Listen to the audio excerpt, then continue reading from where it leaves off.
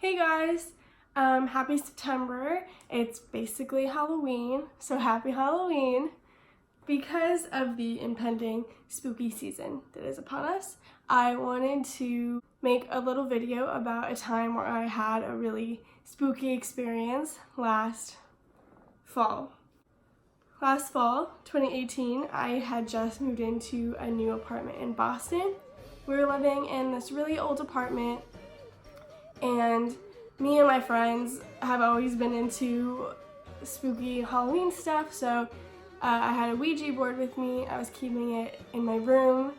The story has nothing to do with the Ouija board, but just an interesting detail to add that I had been keeping it in my room. Our apartment is super old. It has lead pipes, if that tells you anything. We also have a murder basement.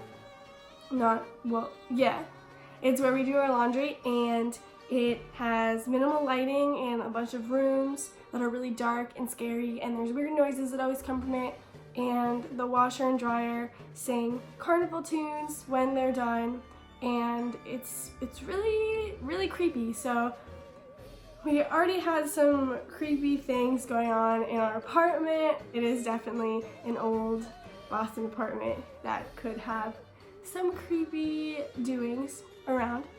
On this particular night that my spooky encounter happened, I was going to bed, and this encounter didn't bother me at first, but in the morning when I woke up and told my roommates about it and they were freaked out, that's when I started to realize that maybe it was a little bit more scary than I had thought. So I go to bed, and just a regular night. I go to bed, I'm asleep, and I wake up in the middle of the night to I feel like I couldn't breathe. I felt like someone was pressing down on my chest or sitting on my chest. I woke up because I couldn't breathe. So I woke up, I took a deep breath, and I was okay, I can breathe, I'm breathing.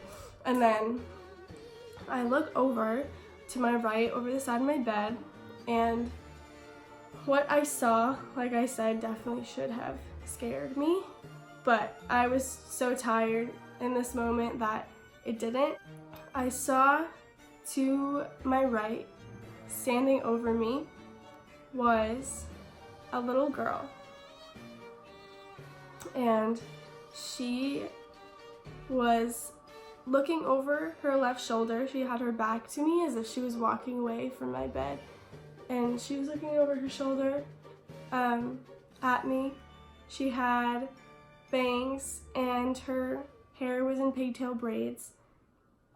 She was wearing a frilly dress that went down to just above her knees and had little sleeves, and I don't know what color it was because she seemed to be in black and white, or maybe the room was so dark that I couldn't really see the color that well, but I remember her being in black and white.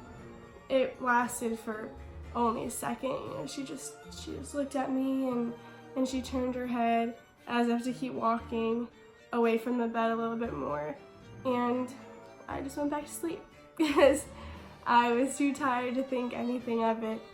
And in the morning is when I realized that what had happened was kind of weird, and I wasn't scared.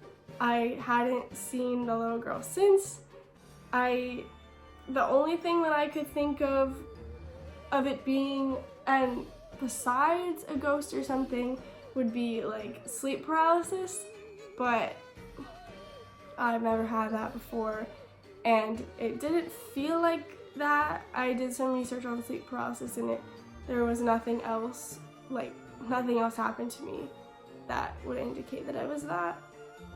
I just genuinely felt something heavy on my chest, woke up, I can't breathe, and then someone was at my bed. It was a almost very calm experience. So I feel like it was, I don't know, maybe it was a ghost or a spirit, or I don't know.